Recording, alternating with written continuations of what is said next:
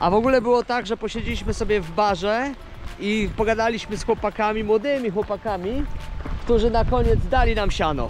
Dali nam 10 000 tęgie. Kurde, mamy siano, jest zarąbyście. Będzie żarcia na 2 dni. Czujesz temat?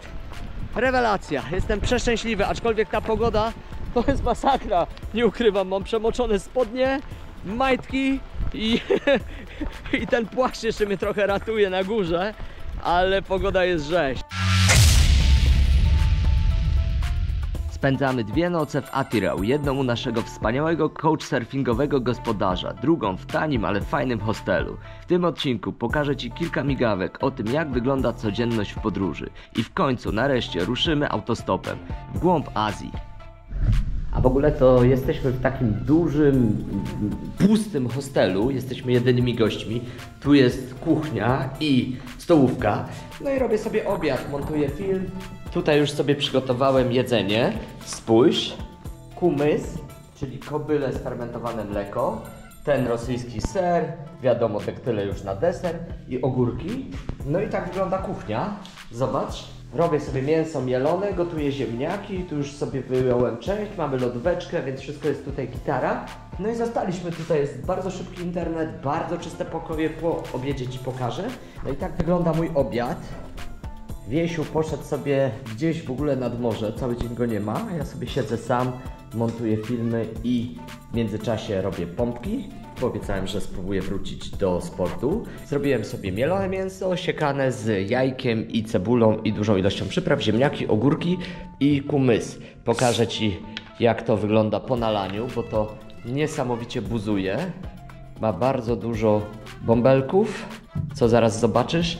No i generalnie jest takie bardzo mocne w smaku, bardzo intensywne, z absolutnie minimalną ilością alkoholu, 0,8 promila do 2 promili, więc praktycznie niewyczuwalne.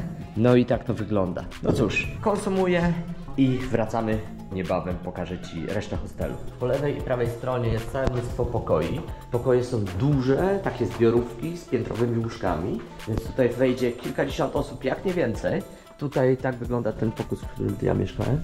A tutaj gość śpi, więc będę cicho mówił. Tu jest zbiorówka i tutaj wymyśliłem fajny patent. Zobacz, w ten sposób zabezpieczamy plecaki. Tu jest kłódka i linka, którą jest to przyczepione. Generalnie oczywiście nie jest to jakieś super zabezpieczenie. Jeżeli ktoś będzie chciał, no to sobie to weźmie, przetnie, rozetnie nożem albo plecak rozetnie i wyjmie to, co jest w środku, ale no wtedy już będą ewidentne ślady włamania. Tu raczej chodzi o to, żeby nie było takiej sytuacji, że ktoś podejdzie, otworzy, coś wyjmie i nie wiadomo kto, nie wiadomo co i jak i w sumie nie wiadomo, czy w ogóle ktoś się do plecaka dobierał, więc to jest dobra metoda. Mi nigdy nic się nie zdarzyło niefajnego w hostelu, natomiast no jest to taka, powiedzmy, prewencja i wolę coś takiego mieć, więc wygląda to tak, że zapinam sobie plecak na kłódkę, przypinam go tą linką do czegoś, na przykład do łóżka, tak żeby nie można było tego podnieść i zdjąć i generalnie plecak jest nie do wzięcia bez jakichś takich ewidentnych śladów włamania. To jest fajne, bo to mi daje luz i sobie mogę gdzieś iść, zostawić większość gratów. Gonimy na maraton. Załapaliśmy się na imprezę. Nawet pomagamy tutaj sprzęt nieść. Wiesiu niesie jedną walizę z jakimś dziwnym sprzętem, Jax niesie drugą. Zobacz, jak tutaj jest pięknie. Piękne, zadbane trawniki, ładna infrastruktura, latarnie. Miasto jest niewiarygodnie bogate i czyste. Bardzo się cieszę, że do tego miasta przyjechałem. Miasto, które ma około 300 000 mieszkańców i powiem szczerze, jak na takie duże miasto dosyć mało chętnych na maraton. No i wygląda na to, że chyba jest więcej obsługi niż uczestników, ale może jest jeszcze za wcześnie. Oni się tutaj w ogóle nie śpieszą. No jak widzisz, niektórzy się rozgrzewają i będą biegać. У нас чуть-чуть заминочка получилась с музыкой, прошу прощения, погода чуть-чуть прохладная. Тем не менее, сейчас буквально через 5 минут мы начнем. Чуть-чуть от тайминга опаздываем, я приношу свои прощения. Ну, такое бывает, да? Taka to malutka impreza, około 100 uczestników na całe miasto, no i niepełny maraton, tylko 4 km. A my tutaj jesteśmy dlaczego? Dlatego, że Jax lata dronem, gdzieś tutaj ten dron był i to wszystko nagrywa, a później wywozi nas na wylotówkę i ciśniemy. Jest całkiem zimno, chciałem się pozbyć mojej ostatniej cieplej bluzy, ale dzięki tej imprezie zrozumiałem, że to słaby pomysł, bo różnie może być z autostopem i później może być kłopot. i jeszcze Jax nas wywozi na wylotówkę, więc ostatnie chwile z nim. No fantastyczne miasto, fantastyczni ludzie, było cudownie i wspaniale, więc jesteśmy bardzo szczęśliwi. Zaczyna padać deszcz, jest zimno, ale damy radę. No i deszcz leje jak szalony, totalnie się nie spodziewaliśmy takiej pogody. No i tutaj ziomal nas zabrał, więc super, jesteśmy przeszczęśliwi. Wiezie nas wprawdzie 100 km, ale 100 km to jest super w taką pogodę, bo my musimy wydostać się z miejsca, gdzie leje, do miejsca, gdzie będzie sucho, i zakładam, że 100 km dalej już może być zupełnie inna pogoda. Jesteśmy w Kazachstanie i widzisz tego tira? Aczkolwiek numery uzbeckie, czyli kupili w Polsce przyczepę, a fura jeździ na uzbeckich numerach. Tu nas pan wysadził, no i on jedzie tam, a my ciśniemy tam, w tamtą stronę. Jesteśmy już 100 km bliżej od granicy, a ja zobacz, testuję te chińskie buty, właściwie nakładki na buty. Ja nie wiem, jak one długo wytrzymają, ale na razie uratowały mi skórę, bo nie dość, że nie przemokły mi sandały, to jeszcze mi po prostu ciepło. Gość nas podrzucił na wylotówkę, przerzucił nas przez całe miasto, miasteczko 15 000 mieszkańców, więc byłoby niewygodnie przez nie iść, gdzieś tam 1,5 kilometra. No i teraz jesteśmy i mamy, uwaga, przystaneczek, jest elegancko, deszcz pada. No powiem szczerze, nie spodziewałem się takiej pogody, ale jest gitara, jest fajnie, jest wcześnie rano i jestem bardzo optymistycznie nastawiony. Tutaj nas podrzucił ziomal, bo Łat ma na imię. No i wyciągnął nas tutaj z tej, tak, z tej miejscowości, gdzie leje deszcz, nic nie ma, a zobacz, tam pociąg jedzie i oni naftę wydobywają, ropę naftową. Patrz, jaki długi w ogóle ten pociąg, ale on ma kilometrów. No i powiem szczerze, miejscówka była fajna, bo był przystanek. No i teraz popatrzyliśmy na pogodę i cały dzień będzie tak lało, a my tak z ubraniami średnio. Nie все takie, no nie все, da. Patrz, po jakiej drodze teraz jedziemy.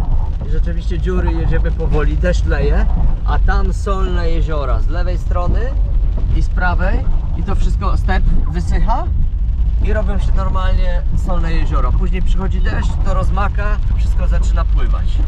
O, niektórzy ostro jadą, zobacz, nie szkoda mu zawieszenia. No i dobra, można wszystko, kto bogatemu zabroni, a my ciśniemy. Patrz, jakie dziury. O, patrz, jakie niespodzianki tutaj na drodze na nas czekają. I to główna krajowa droga.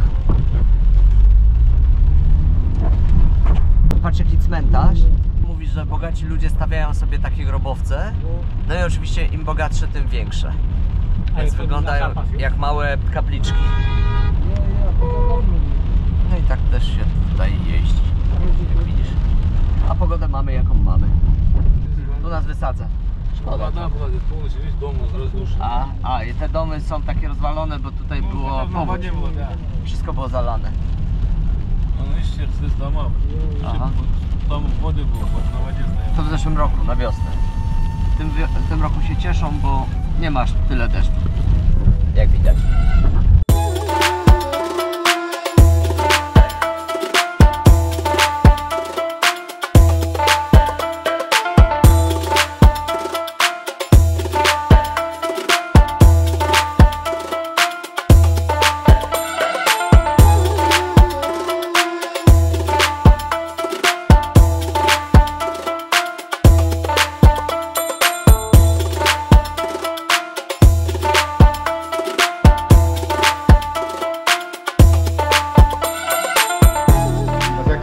Казахстан, ресторан. Салам алейкум. Ташкент.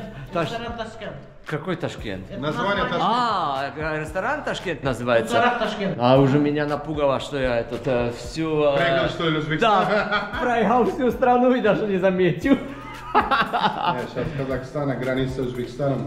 Tak, do granicy z Uzbekistanem niedaleko zostało. Pogoda na zewnątrz widzisz jaka? Deszcz. No i siedzimy tutaj. 300 километров туда. 300 kilometrów. 300 kilometrów to немного. 300 kilometrów. Dobry dzień. Туристер апа. Ет жемейтіндер екен. Ет жемейді дейді. Етсіз бересің біреуіне етпен бересің. Patrz, jaka gównana pogoda, utknęliśmy tutaj.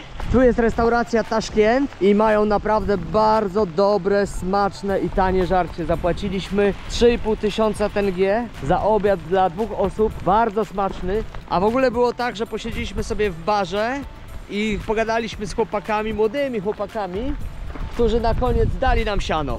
Dali nam 10 000 tęgie? Kurde, mamy siano, jest zarąbyście. Będzie żarcia na 2 dni. Czujesz temat?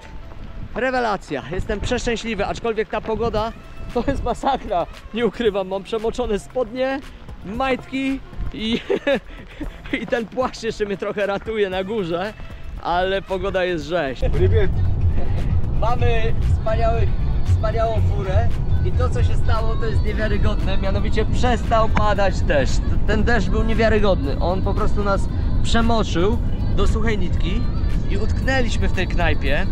I co się stało? Młode chłopaki dali nam siano w ogóle sami z siebie na podróż od serca.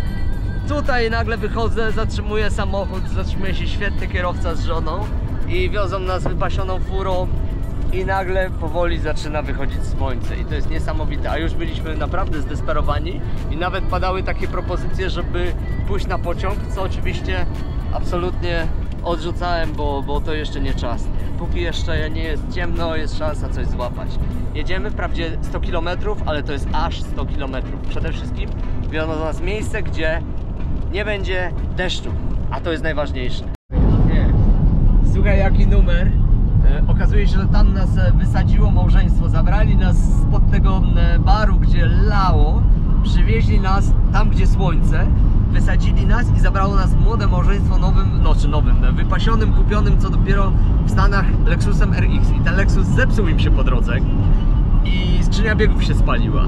No i zabrał nas tutaj ziomal nowy, który jest z Uzbekistanu i jedzie do Uzbekistanu, więc tam gdzie my, czyli pojedziemy na dworzec, on nam powie jak kupić bilety, bo sami byśmy się pałowali i pojedziemy razem do Uzbekistanu, więc lepiej być nie mogło, bo de facto mamy jakby z górki i wszystko się pięknie układa. Także fajnie, super, bardzo się cieszymy. No nie cieszymy się, że im się stała krzywda, niestety przykro, bardzo fajni ludzie, ale za to mamy nie dość, że transport, to jeszcze jakby całą logistykę ogarniętą, więc wiemy co i jak. A tak wyglądają stepy. Patrz jak równiuteńko, u nas taki krajobrazy to jest rzadkość.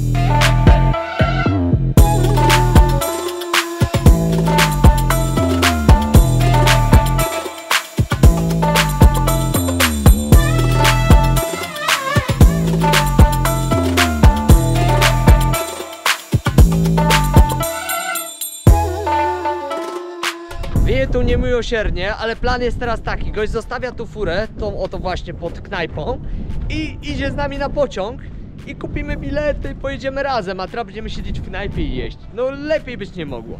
Niewiarygodna sytuacja. Nie ma przypadków. Wbiliśmy tu do restauracji, zobacz jak to wygląda. Goście siedzą na takich jakby łóżkach i są stoliki. Tutaj jest ciemno, więc może być mało widoczne to wszystko. A tutaj jest ten ziomal, który nas przywiózł. No i my tutaj na tych łóżkach będziemy czekać, jeść, odpoczywać i czekać na swój pociąg, który przyjedzie o 4 nad ranem. Więc przed nami jeszcze prawie doba. O, jakoś tak, nie, 12 godzin ponad. No i na spokojnie sobie tutaj posiedzimy i poczekamy. Fajne miejsce, takie chilloutowe. Zobacz, goście tu mają bagaże i oni wszyscy właśnie... Aha, i tam rozumiem, że można sobie nawet chyba poleżeć, odpocząć. I oni tu wypoczywają, jedzą. Fajne miejsce, takie jakby restauracja połączona z miejscem odpoczynku, do spania, pewnie hostel czy coś w tym stylu. Da, z Polski. Bo... Nie, Wilnus to Litwa, Warszawa. No, ja z Wrocławia sam, nie z Warszawy, da. W Polsce byli? Da, Polsce. Bo... Tutaj jest takie miejsce, gdzie jak widzisz można przenocować, tam w tamtych pokojach można zjeść i generalnie oni siedzą i jak widzisz już jedzą na takich stołach, które są dużymi niejako łóżkami. Zaraz będziemy konsumować i odpoczywać. Do pociągu mamy jeszcze kilkanaście godzin, no i fajnie, przeskoczymy granicę, jesteśmy w kolejnym kraju. Tu Wiesław chciał coś zamówić do jedzenia, ale jak widać lekko nie jest, ale zaraz pytamy chłopaków i nam wszystko ładnie wyjaśnią i powiedzą. Także będzie gitara. No dobra, będziemy jeść. W ogóle fajnie, tu śpię sobie, leżę, zobacz. Tak to wygląda. Leżę sobie na łóżeczku. Chłopaki tu wokół siedzą. I tutaj te stoliki. Można spać, można jeść. W zasadzie można wszystko.